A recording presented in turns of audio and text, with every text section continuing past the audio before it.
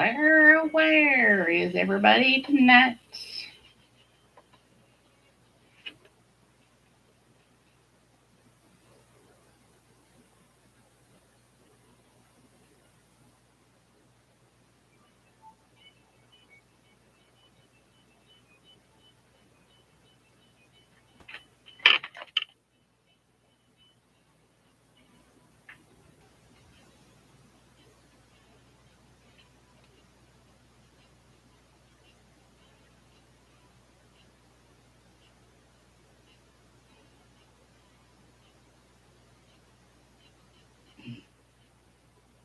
Hey, Fancy Lou Who, how are you?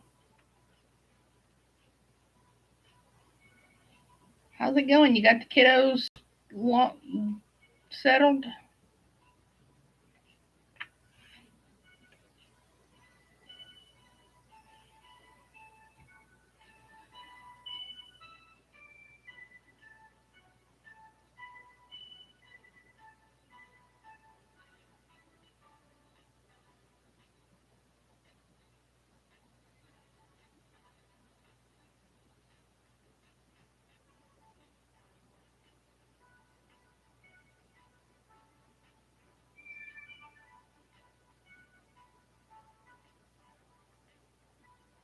Hey, Jackie's in the house.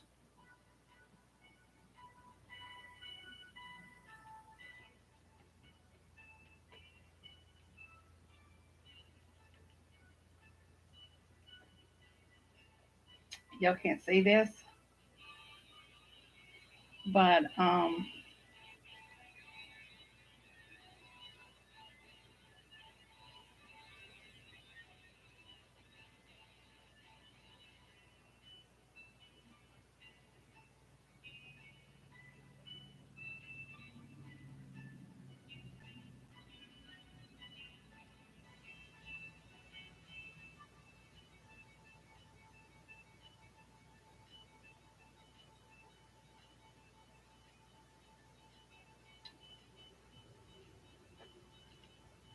okay. Meaner Beaner. Why does yours always have a? What is it about yours?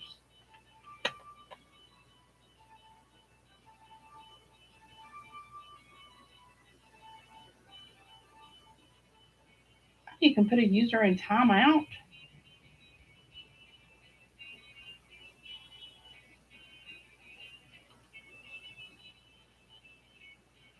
Meaner, you're now a moderator for my account for this.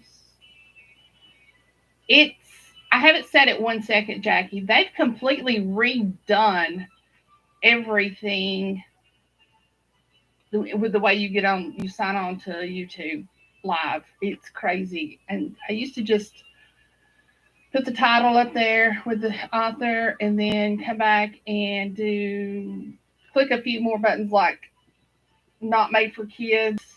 And then I download the everything's different about it. It's crazy. And I just made all three of you moderators. So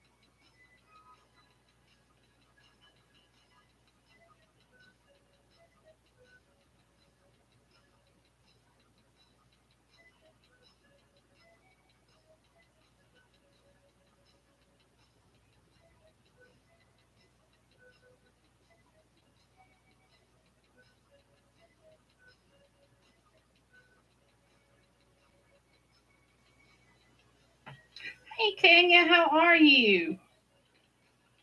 Hey Debbie. All right. I'm going on TikTok. So if anybody wants to watch me from there, sometimes it's a little easier from there.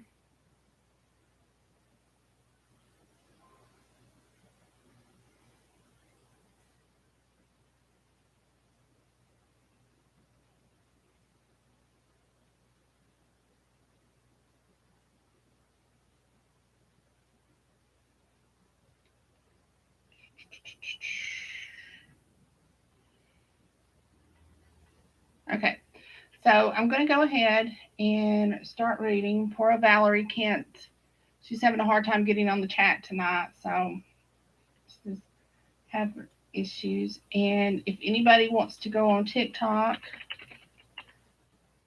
and watch me there that's not already following me, that is my username or whatever you call it. So I'm going to go ahead and start reading. Guys, it says slow mode is on, but it would be 60 seconds if I didn't put that on, and I can put that on and check it at um, 1 second. So that makes it a little easier for you guys to supposedly chat. So I don't know.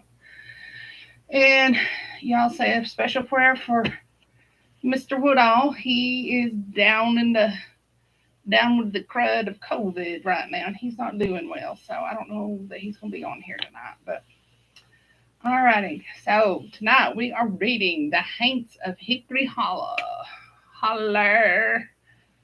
and let's see if I can get my music back on. If I can do that with. I'll take a chocolate or not. Yay. Alright, I'm still live. Okay. Alrighty, so let's get started. Oh Lord, Jackie, I'm so sorry. I guess. It's not like I ever have a problem with anybody flooding my comments, so unless you guys are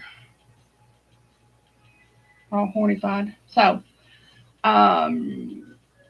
he's named his chapters instead of having chapters. So this one's called Losing My Religion, April 1992. And this is some coffee with Disaronno in it in my Hogwarts mug. So, okay. Is the music too loud? Somebody let me know. The Alabama sky is overcast, the color of a new headstone as the pine trees race past the tinted wood windows of my super coupe. The low-hanging clouds look like puffy bruises, as if the gods have beaten the heavens black and blue in some violent celestial rage. As my T-Bird speeds north out of Birmingham's suburbs, we're rocking out to this new band, Pearl Jam, on my stereo. Their CD is 10 fucking good music. Their lead singer, some guy named Vetter, is singing about some kid blowing his brains out in front of his classmates. Heavy shit. Not what we've been used to the last few years with all the androgynous hair bands and the sex, drugs, and rock and roll mantra. Finally, music that makes you think once again. They even have a name for it. Grunge. Sounds gritty, blue collar, and angry. No frills, no glitz, no hairspray or eyeliner. I'm digging it. My gal Katie stares out the passenger side window quietly, watching the landscape gradually change from urban to suburban to rural. I can see her reflection in it, and I can almost sense the apprehension she feels as the colors turn more and more from the artificial industrial grays of the city to the green and brown of nature. I can't see her eyes beyond the dark sunglasses she's wearing. If I could, that would tell me a lot. Okay. Thanks, girls. Those emerald green orbs were always easy to read, like those message signs in Times Square advertising MTV's latest products. She's an Irish lass with a little button nose holding up those Ray-Bans. She's got the prettiest kissable lips, not gaudy, like those Botox jobs you see now, looking like two sausage links painted with lipstick. She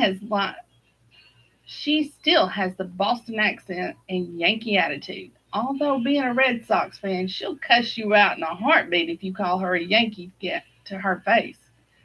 She still prefers a baseball game over watching college football and pop over iced tea. But she's making progress. She's taken a liking to grits, although she drowns them in sugar. I've always drowned my grits in sugar. I don't get this. but I've never been a salt person either, so that's probably why. Hey, darling, I hope you're feeling better. Um, and I've even gotten her saying "ain't" and "y'all." After I returned from overseas, we settled in Panama City Beach. I figured, I figure Florida's a good compromise. After all, it used to be part of the South.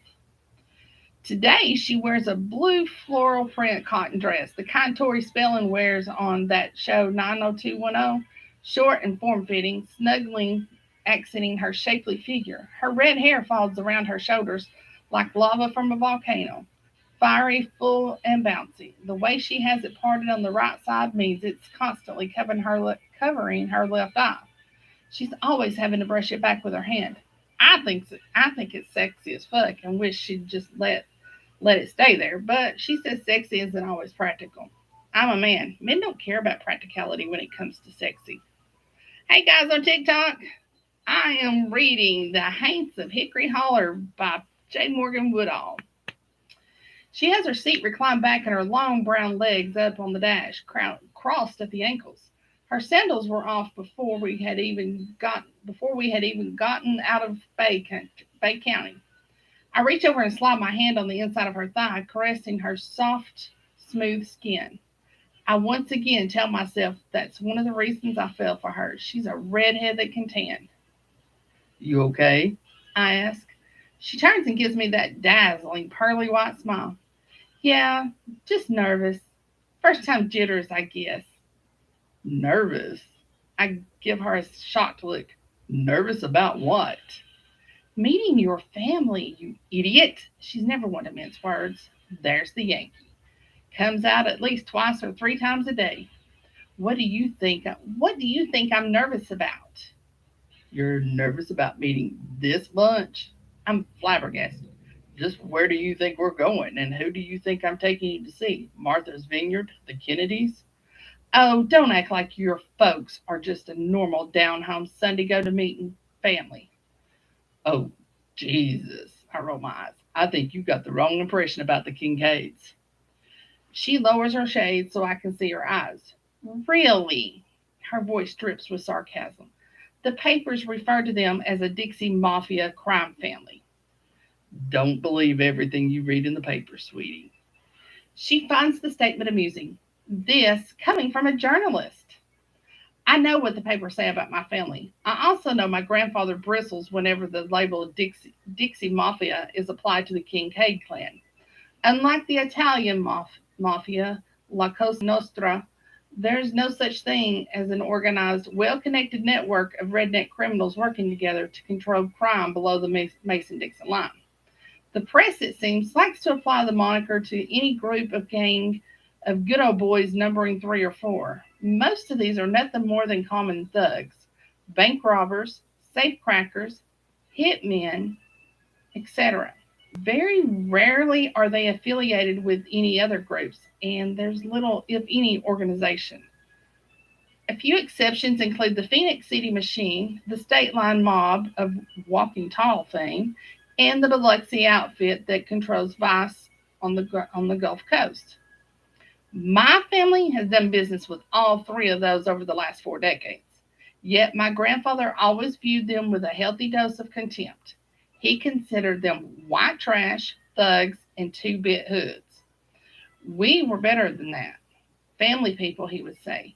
We weren't pimps and thieves who ran crooked gambling dens, fleecing the gullible, then knocking them in the head and taking their last dollar in the parking lot when they left. He especially despised the Phoenix City and Biloxi crews who preyed on servicemen from nearby military bases. He thought it utterly un American. Still, business was business. A dollar made off a slimy asshole still spent like any other. There's Miss Valerie. The Kincaid simply provided a service and no one got robbed in the process. Over the years, my family had just made it easier for people to access what they craved. Until recently, the commodity had been spirits, moonshine, whiskey, and bootleg alcohol. With many of the counties in the Deep South still dry even after Prohibition, booze wasn't always easy to get your hands on. All the Kincaid family did was simply make that a little easier for thirsty folks. After all, people were going to have a drink regardless of what the government did. In the last 2 decades, my family has expanded into the marijuana trade. Moonshine has been falling out of favor since the 60s, and bootlegging itself isn't profitable enough. Interstate highways and ease of travel made it easier for people to get their liquor. Pot exploded under the scene in the 60s with the countercultural movement, and its popularity soon spread like wildfire through the rest of American society. Black, white, rich or poor, urban and rural, everyone was getting high. It was too lucrative a trade to pass up. I feel like Diane Keaton in The Godfather meeting the Corleones for the first time.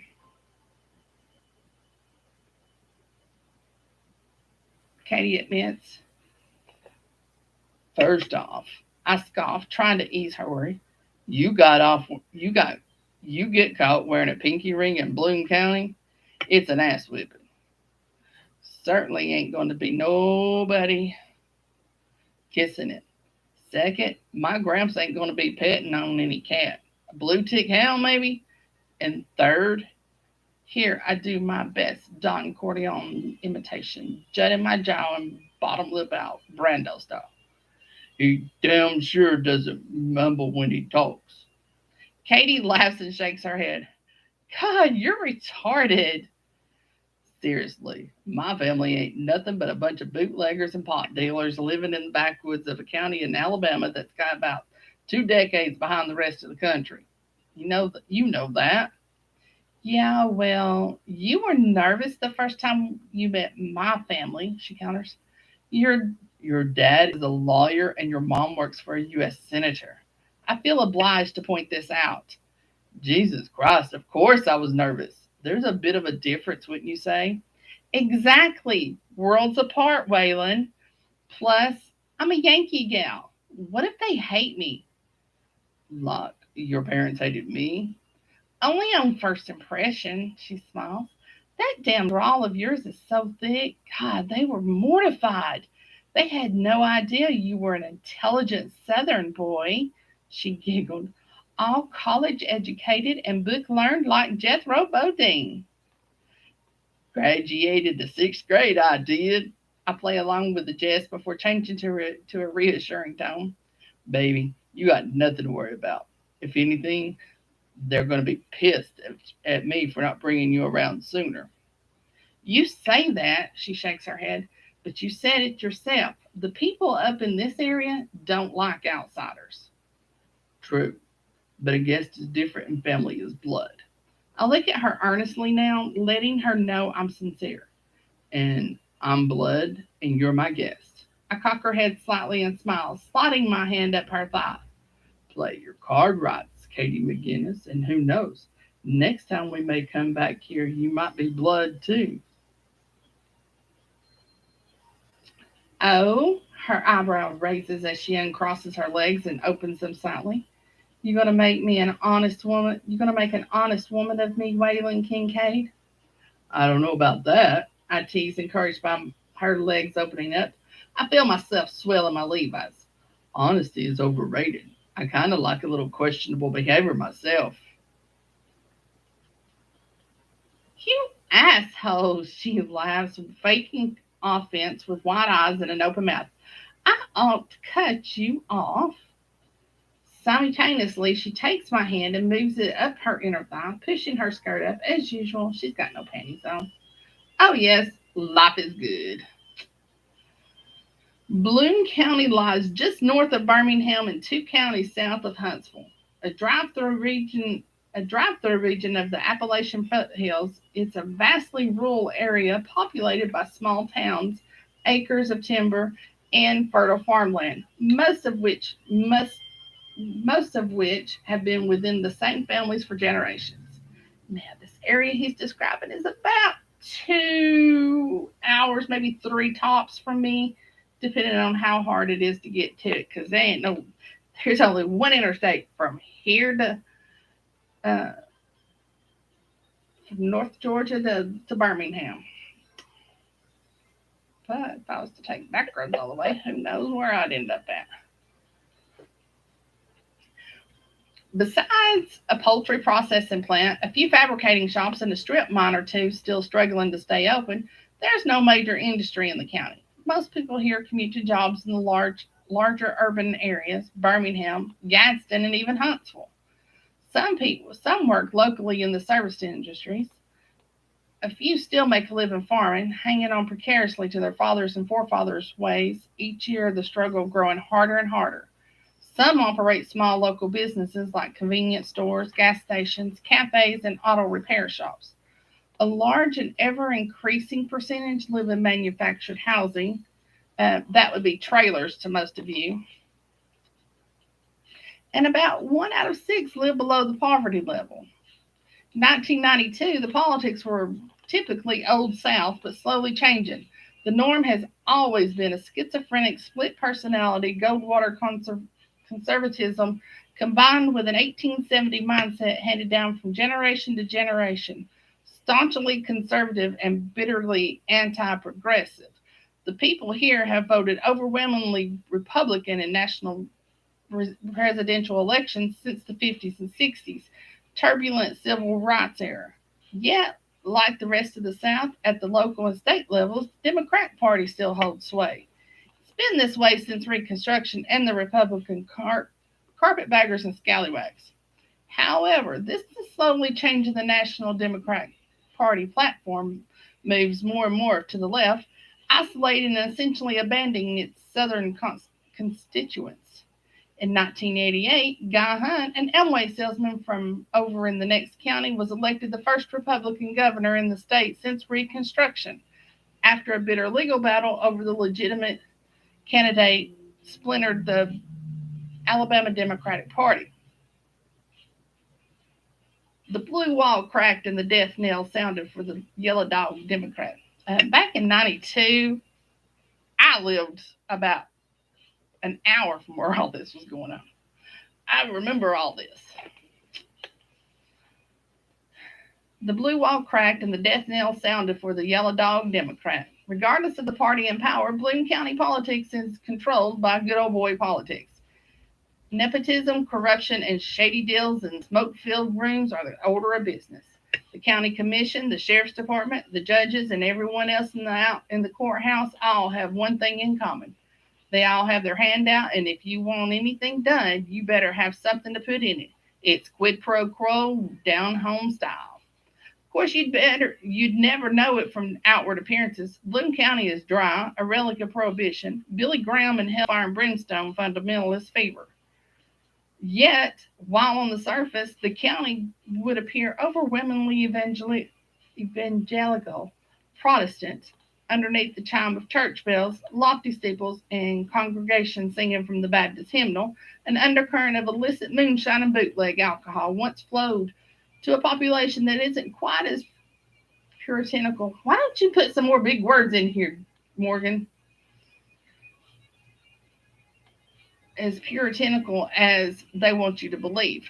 For generations, my family has filled that need in one way or another. We're the Bloom County Kincaids. For almost 100 years, the name was synonymous with illegal liquor here in the hills and hollers of North Carolina and Central Alabama. North and Central Alabama. I don't know why I had North Carolina on my brain all of a sudden. We made it. We sold it and we hauled it. What the law calls unlawful and the preachers of sin we saw as merely providing a service. And if we made a tidy little profit while doing it so, well, it was a business fraught with peril. Of course, these days my family rarely makes any shine. Too much risk, especially with the prison time the feds want to hand down. Besides, these days it's much easier to get your hands on legitimate spirits than it used to be. You can bootleg name brand beer and liquors at a handsome profit without all the overhead. But even that time is quickly passing. There's too much money in tax revenue from alcohol sales. Sooner or later, the dry counties of North Alabama are going to start getting wetter. There are not enough Southern Baptist preachers wailing and gnashing their teeth to stop it. Lord, don't I know it.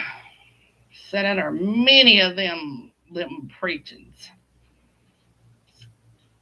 The holy rollers and the bootlegger are slipping into obsolescence together. How ironic. I used to be one of them holy rollers, y'all. You'd never know it. Mm-hmm. I put on 80s music tonight. Figured that might sound pretty good this since it was done in 92 and I wasn't putting on that 92 crap. Times are changing and outlaws change with it if they are to survive. Many in my family have eschewed the old ways altogether, moving into the world of drugs, growing and dealing pot. While I ain't got a lot of heartburn with that, I worry that the temptation to move on to cocaine and other drugs will be too much to resist. There's just too much money in it and a lot more danger and violence. I've seen it firsthand in Miami and Colombia. So there you have it. King K's have been alpha dogs in the criminal world in these here parts for quite a while. They are the bane of preachers, moral crusaders, and the occasional honest lawman determined to keep the Bible Belt buckled up tight. The one thing we do agree with the Baptist preachers on, Bloom County needs to stay dry for as long as possible. If it ever goes wet, many of my family will have to find another line of work, maybe even, God forbid, an honest one. I tell people I didn't leave the hills and hollows of Bloom County. I escaped them. I have no doubt in my mind that if I'd stayed, I'd ended up just like my father in an early grave. Either that or in prison. Some badass black fucker's bitch. My gramps and uncle made it clear I wasn't cut out for the family business. I was soft, they said. I'd rather read books than work on a car or deer hunt. I worked the stills when I had to, but I took no interest in learning the craft's finer arts.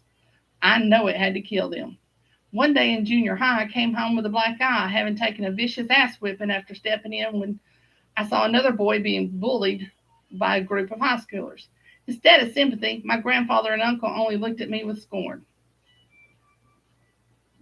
What concern of it is yours? Gramps asked as my uncle disappeared to the back porch. What possessed you to take a beating for someone when you didn't have to? I was stunned. I'd done what I thought was right, even at great detriment to myself, and all I got for it was ridiculed. Why I considered myself a hero. I heard the deep freezer lid pop open and the airtight seal broke. I could hear my uncle rummaging through the frozen bag of food. A second or two later, the lid slammed back shut. Good lesson for you, boy, Gramps barked, his perpetual scowl present. Family's all that matters in this world. Nobody else's problems are our concern. Best you learn that now, I reckon. With that, he turned and walked out the back door, leaving me totally speechless. What a fucking asshole. My uncle returned with a bag of sweet peas. He put them in my hand, then raised both hand and bag to my bruised eye. The burning cold was a shock to my senses, but it seemed to dull the throbbing pain emanating from my eye socket. It did nothing to assuage the hurt I felt deep down. My uncle sensed what I was going through. He pulled out a chair at the kitchen table and sat down, motioning for me to join him. As I did, he sat down sideways, crossed one booted leg over the other, and removed his ever-present Stetson. Holding it by the crown, he dropped it on the table in front of him with a sigh. Boy, I know you think your granddad's a heartless son of a bitch, and you ain't too far off the mark, believe me. But in his own crusty, rough as a cob way, he means well. He just wants the best for you. Just, just didn't seem right. What they was. See, now he's a kid here. Just didn't seem right. What they was doing. I stated my case. I always found it easier to talk to my uncle. Lot of things in this world ain't right, he said in a voice more sympathetic than I expected. He shrugged. Lot more wrong than right. Pop's right. Quicker you figure that out, the easier it'll be on you. I lowered the bag of peas so that I could look him straight in his eyes with mine. Both good and bad, I set my jaw, determined as I spoke. Maybe if I thought more like I did and less like you and Gramps, it wouldn't be such a shitty world. I don't know what I expected his reaction to be. Probably I expected him to grow angry or defensive. I don't rightly collect now. I just remember being surprised when a smile broke across his face. He shook his head and picked up the Stetson. Damn, boy. He stood up and placed the hat atop his head, one hand on the brim's front, one at the back. You actually got good heart in that chest of yours. I reckon you take more after your daddy than I'd hoped you would. I knew then he thought me a hopeless case. It was a hard world that we lived in. I had no place in it. It wasn't that my uncle was insulting me or degrading my father. It was just how it was. You see, my father died when I was young, killed in a fiery auto crash down on Miller Farm Road. He'd skidded off the road at the old covered bridge crossing Salamander Creek. They said he was doing 90 when he left the road, coming out of the eastbound curve from Locust Point. He lost control of the big black fair lane everyone called Blackie, the muscle car no one could keep up with, the beast that could outrun anything on four wheels between Montgomery and Nashville. It became a death trap, flipping over as it careened down the embankment. The gas tank ruptured and exploded, igniting the load of shine he was hauling. Couldn't officially be ruled a suicide, but Uncle Otis said my father had started killing himself long before he finished the job that fateful night. In fact, the gallon jug of white lightning he'd been pulling on before he went airborne might as well have been a pistol against his temple. Every time he put it in his mouth and turned it up, it was just like spinning the cylinder on a revolver in a game of redneck Russian roulette. Gramps used to say my dad just had too many demons to overcome, that they swarmed over him like a host of angry hornets. My uncle was less eloquent. He said Dad just got dealt a shitty hand in the poker game of life, and on that draw, the cards only got worse. I don't remember much about him, but everyone said he before he got so fucked up, he was just a joy to be around, always joking and smiling. Granny said he was quite the ladies' man, and that girls would ride by their house, honking on the horns and hollering for him. Of course, she disapproved of such forwardness. Gramps said he was quite the athlete, excelling in football and baseball at Bloom County High. Uncle Otis remembered him as mischievous and fun-loving, popular in school. They all said Dad loved fast cars, even more so, he loved making them faster. If he wasn't speeding down a backcountry road, you could usually find him in my grandfather's shop, tinkering and customizing. He was always looking for that little extra edge of a block gator needed, a few more horsepower, or just a bit better handling. He owned several souped up rods in his day, but none like Blackie. He treated that car as good as a woman. Minnie said he loved it like one. It was his pride and joy. But then good old Uncle Sam came calling, and the blacks and the white trash always go first in that draft round here. A tour of duty and nom. Doing his patriotic duty like a good Alabama boy should, fucked his head up royally, and he came back with a chest full of medals and a severe case of PTSD.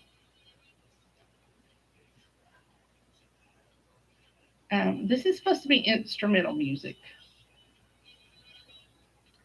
They always said the man that got off the bus at the Greyhound station in Birmingham that day was somebody else, that Donnie Kincaid never came home from that war.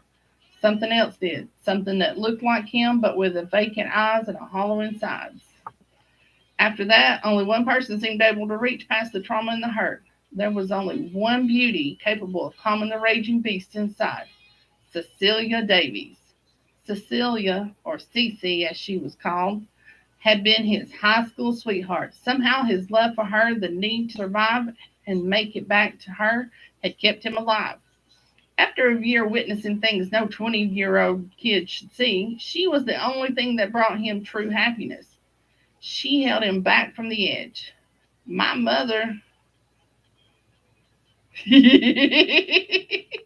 I love doing Jay Morgan's books. My mother would often say there was only so much one man could take. She told me he tried to love us, but by that time he'd simply just ran out of gas. I don't think she was trying to make excuses for him. I think she was merely stating a fact.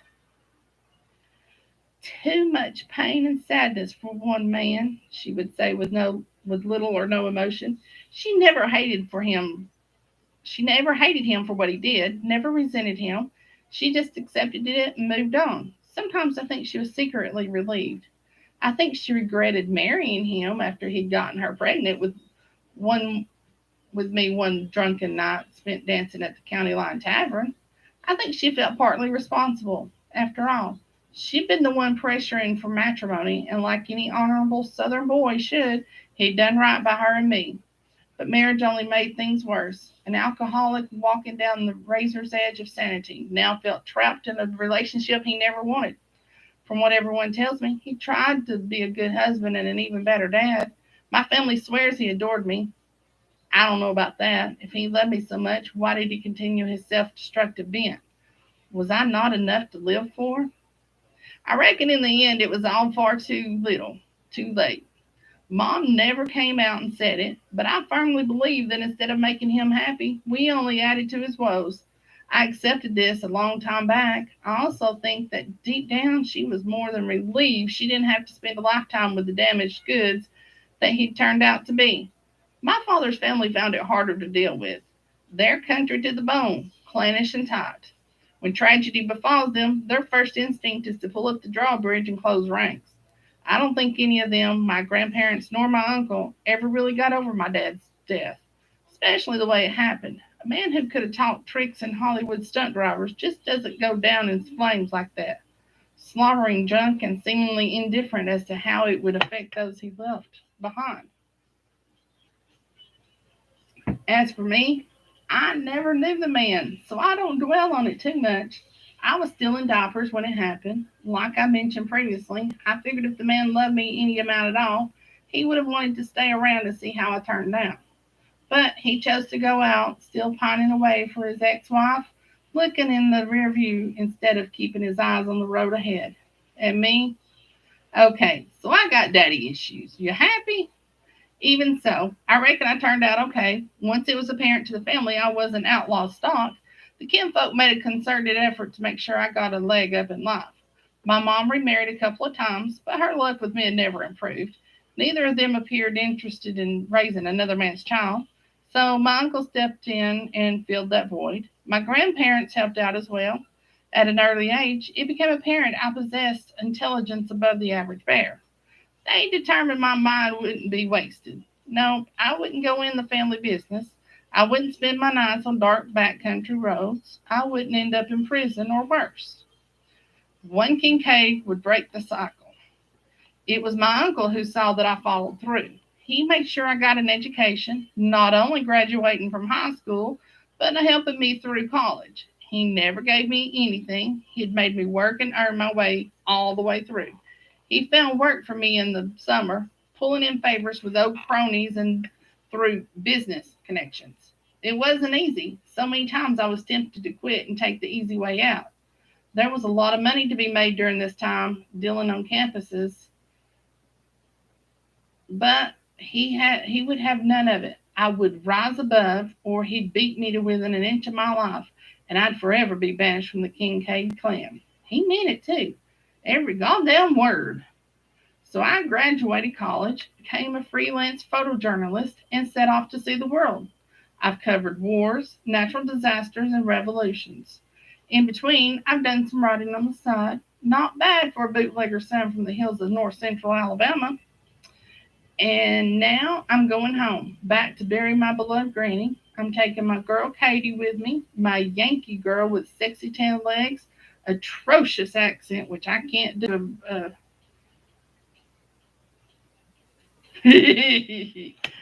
Shh, maybe a few times, and I might even known where the stills that came from.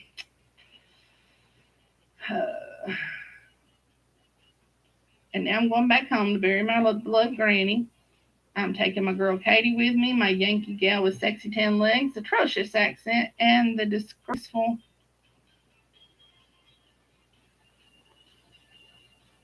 habit of sugaring her grits. Yep, there are just some things you can't overlook. No, I wasn't quite. I haven't done that, but I have drunk my fair quart jars of it, and I don't like it flavored.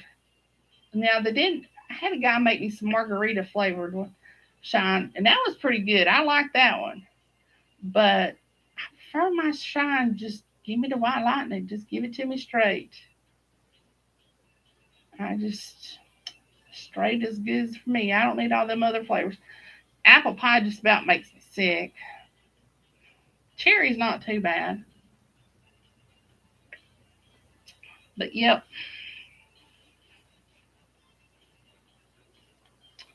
Alrighty. Let's see. Up until about 12 years ago, Locust Point had been a boom town. In the early 20th century, an abundance of coal in this area resulted in the opening of several underground mines nearby. Later, after World War II, when those mines played out, strip mining became popular, most of them owned by small independent operations. The L&N Railroad built a spur line to haul the coal out, and a small town sprang up along the railhead. The metal tracks cut Locust Point in two, both literally and figuratively. The east side is the proverbial wrong side of the tracks. The western section was once an affluent neighborhood, and in the middle, straddling the now idle rusty tracks, lies the town's dying business district. The fact that the railroad ran right through the middle of town seemed only fitting. After all, it had once been the community's bloodline, pumping life and prosperity into the tiny burg. For years, it was an icon of progress, success, and growth. The sound of a diesel locomotive's horn blaring as it pushed coal cars through town was the sound of money. Jobs, mortgage payments, food on the table, new four-wheel drive pickups, and deer rifles.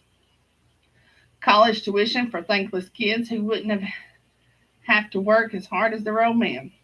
But those days have passed. The coal train doesn't come to Locust Point anymore. The economic recession of the early 80s has seen to that. When the Birmingham steel mills shut down, the mines weren't far behind. Even after the economy picked back up, the mines were never the same. By the late 70s, things were already going downhill. Many pits were already playing out, and government environmental regulations concerning land reclamation added extra expense the smaller operators simply couldn't absorb. Like everything else in the changing economy, it was more and more a game only the high roller could stay in. The little man got squeezed out while the big corporation swallowed everything up, swelling like bloated ticks as they snuffed out the competition. Now, weeds grew up between the rotting cross ties. The barrier gates had long since been removed at the road crossings, and eerie silence permeated the town. Even in the middle of the day, when cars traveled the streets, people conducted day to day business and children played in the schoolyard. It still seems muted. It was almost like everyone and everything in town, from its citizens, dogs, and cats, even inanimate objects like utility poles, vacant buildings, and junked cars in Grover grown yards, they seemed to all be waiting for something. Maybe it was that familiar low rumble in the distance, that sound of a locomotive's air horn waiting for the train to bring the good times back to Locust Point. But the coal train wasn't ever coming back. Neither were the good times. There was talk of the railroad abandoning its right of way, removing the tracks completely. Some city officials were suggesting turning it into a walking trail.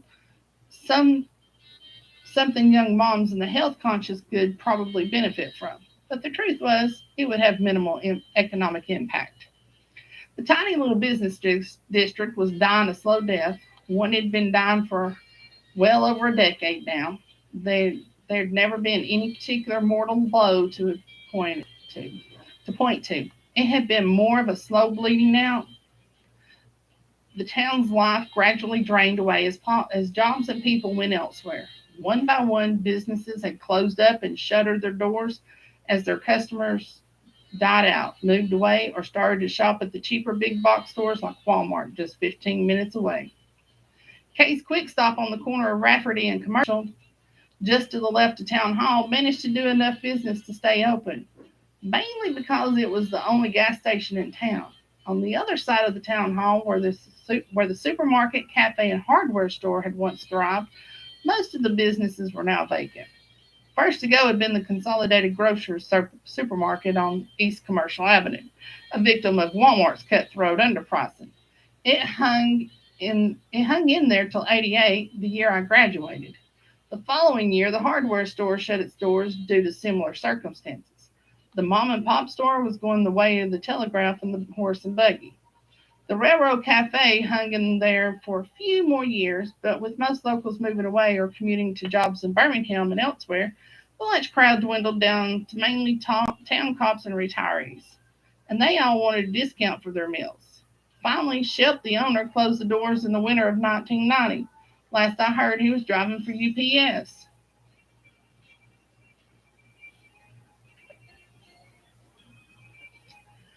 Oh, no. Shine and Jaeger have nothing in common. Nothing. You get the right shine, you won't feel it till it hits the bottom. And it's going to taste like Jaeger. Tastes like motor oil going down and coming back up. Ugh, that's nasty. Oh, if it burns all the way down, what are we talking about? Burning all the way down. Talking about shine burning all. If it burns all the way down, it ain't good. It ain't supposed to burn all the way down. No, it may burn once it hits the bottom, but it ain't supposed to burn going down. Kind of like good tequila. The hardware store had reopened as a thrift store for some mission in Birmingham. Judging from the cars parked in front of it, it seemed to be doing a brisk business with the lower and fixed income folks. The only other businesses I see open in is Harold's Auto Repair and Salvage across the tracks. His junkyard has been an eyesore for as long as I can remember. The city has offered to buy him out time after time, but he has refused to sell. They even tried eminent domain once, but he beat them in court. Like a cockroach, while the rest of the town withers away, I reckon old Harold will still be right there, going strong. Years ago, Harold ran a lucrative chop shop, and my grandfather had a considerable interest in the operation. When Harold was busted for transporting stolen cars across state lines, the feds did everything they could to get him to roll over on Gramps. But Harold held to the code. He kept his mouth shut and took the fall. He did his time, and when he got out, the Kincaids hadn't forgotten. Soon after, he went into business in his new location, right in the heart of Locust Point. He's been here ever since. I turned on the East Commercial and pulled over alongside the tracks. Downtown seems like a ghost town now. I almost expect tumbleweeds to come rolling by. We don't have tumbleweeds in north central Alabama. Uh, Opening the door of my T-Bird, I step out and look around. Some good old boy grease monkeys are smoking outside Harold's. They look at me suspiciously for a few seconds, whisper conspiratorially, then go back to their conversation. I can almost read their minds. Stranger, has it been that long? Have they forgotten me already? I can sense them watching me, sneaking sharp glances through squinted eyes. The red flags are already up. Welcome to small town South, motherfucker.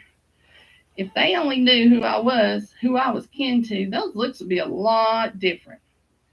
I walk up the gravel embankment to the old rail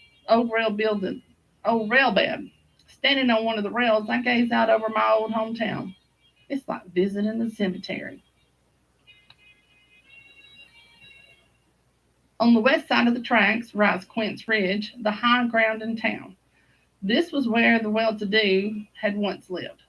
Houses on the ridge overlooking the town were larger, fancier, and always had newer vehicles parked in their driveways. Here, the town bosses, the mine owners, and their managerials lived, looking down on the minions below. But that had been many years ago. The robber barons are gone. The view of a town dying below them doesn't suit their taste. A couple moved down to the coast, down around Orange Beach or Gulf Shores, I don't know. One old man Hallmark is still around. With his mine closed, he's diversified into real estate, trucking, and construction. I've never seen it, but I heard he built himself quite the palatial estate on a bluff overlooking the Locust River and a few miles outside town. The neighborhood up on Quince Ridge isn't as shiny now. The luster has faded. Seems as though many of those once grand houses have fallen into various states of deterioration and disrepair. Some need painting, others new roofs. Some yards are full of weeds and high grass. From my vantage point, quite a few for sale signs are evident. Once I dreamed of living up there as a kid. Those big houses had seemed like castles. The people who lived up there were like royalty, looking down upon their subjects. But the childhood awe is no longer there. Maybe it's because all those old houses, many of them long and rambling ranchers, built in the 50s and 60s, are now out of fashion and outdated. They seem so pedestrian and bland compared to the monstrosities they are building today. To the north, like a buffer between the business district and the strip pits, lies the small African American neighborhood out on Ballpark Road. A small pine thicket seems to serve as a blind, effectively separating it from the rest of the town as if it has some secret to be kept hidden. Maybe it is. After all, this is Alabama. This area had once been a small company town when the underground mines were running back in the early 1900s. Thus, most of the kinder people in the Locust Point call it Script Town because of the company money that could only be used as the company commissary back in those days. The big toad and racists have another name for it, Coontown. There aren't a lot of blacks in Script Town, and they mostly keep to themselves. The majority live in rundown shotgun houses that had once served as miners' quarters. A few reside in ramshackle old trailers. A whitewashed cinder block AME church in the center of their community, geographically and spiritually. Behind the business district on the east side is the white blue collar neighborhood, Slag Hill. Most of the houses here are simple, small, and cramped. Many have had room additions added on, usually dictated by increase in family size. Here, your average Joe resided, mostly miners and a few factory workers who commuted to Birmingham. Mining was rough, hard work, and the people who lived here were by no means polished or sophisticated. They drank Pabst Blue Ribbon, listened to Waylon and Willie, and smoked Marlboro Reds. They weren't the punks of today, quick to pull a blade or a gun if challenged or insulted. They settled disagreements like men, with their fists. They existed Monday through Friday. They lived from Friday afternoon to Sunday evening. They played poker on Friday nights in a dimly lit basement. It was always a friendly game. You were playing with neighbors, so you damn sure better not get caught cheating. That was an unpardonable sin. On Saturdays, they barbecued, a six-pack and a radio nearby, broadcasting Alabama football or Braves baseball. Whoop, whoop. Go Braves, go, and roll tide. Yes, I said roll tide there, Mr. Morgan. Still, while there was nothing fancy about Slag Hill or its residents, I remembered it as always being neat and clean. The lawns were kept cut, the houses well maintained and painted. People took pride in what they had. They worked hard for it, and it meant something. Whether it was the late model used car they financed down at the credit union or the above ground pool installed in the backyard a few summers back.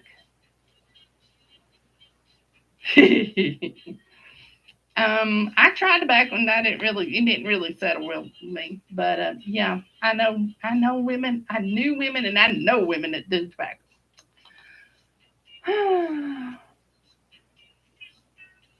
But things have changed dramatically. Many homes are gone. They've never been demolished or burnt down. They've either been demolished or burnt down. Numerous vacant lots sit weed infested and overgrown.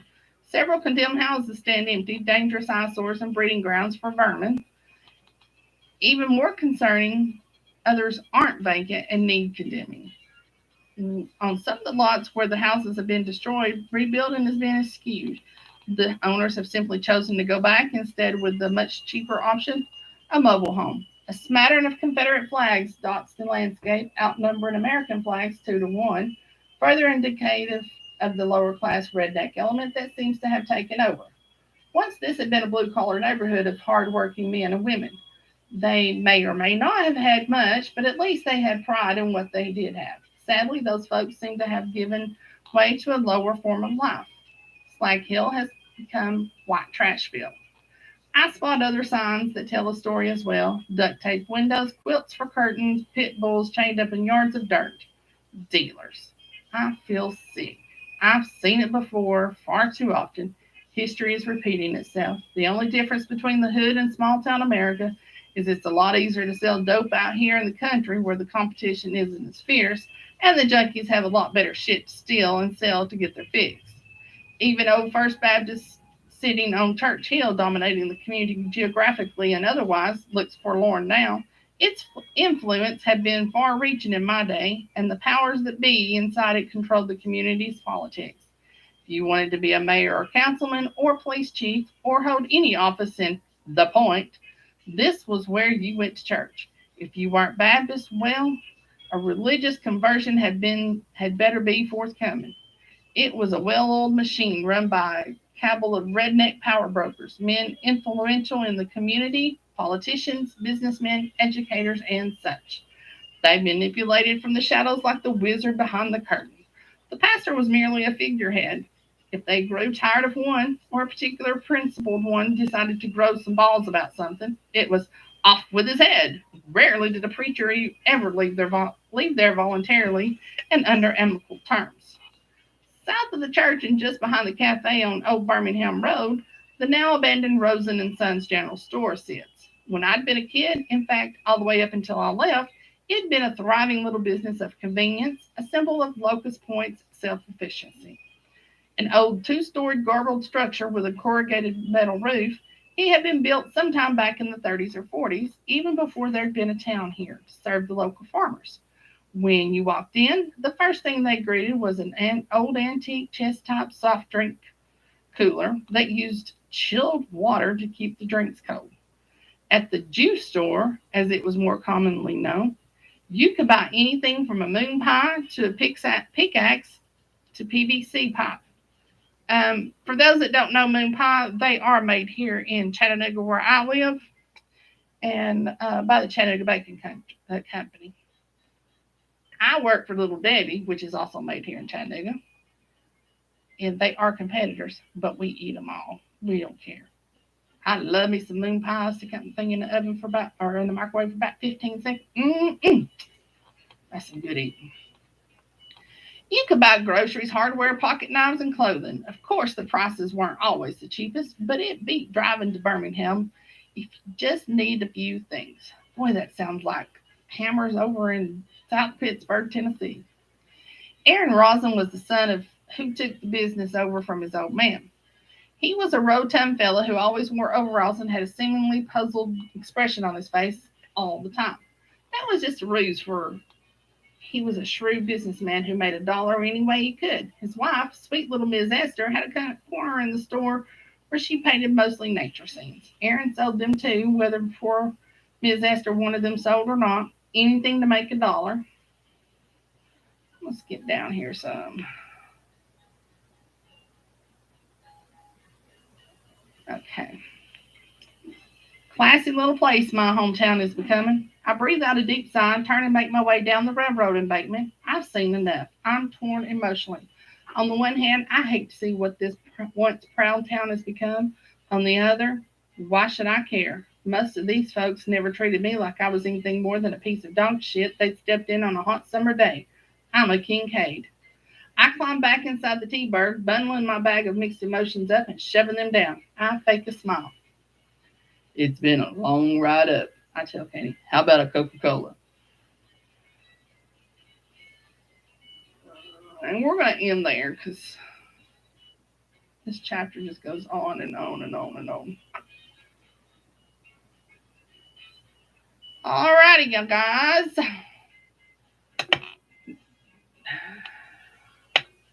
Did Nina post links or anything?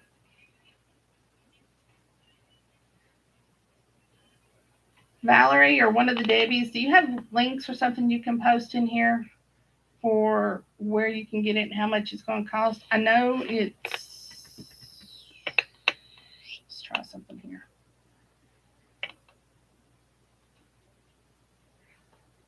Do you want me to keep going?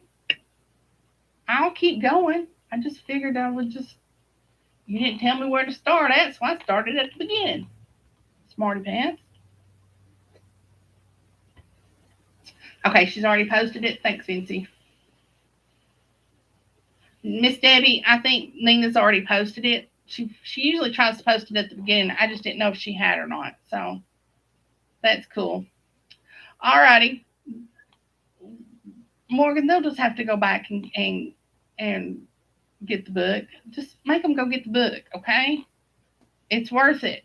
Trust me, it's worth it.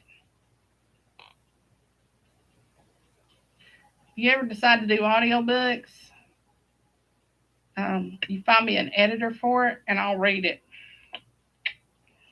I'm just saying, if you ever decide to go down that road, I'll even do it on royalties and won't do them whether this one or any of your others. Um, I'll do them on royalties. I won't even do them for cash up front. So, oh yeah, they're gonna love it. All right, y'all. As you can see here, my throat's going crazy here. So, um,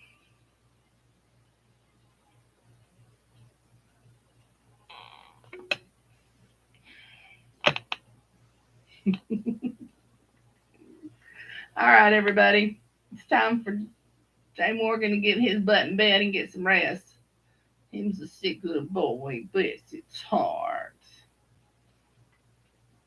I need to go get my dirty nurse costume out and go take care of him, poor baby. All right, everybody. Y'all have a good evening. And come back and see what you come back and listen to me anytime. You don't have to wait till I read one of his books.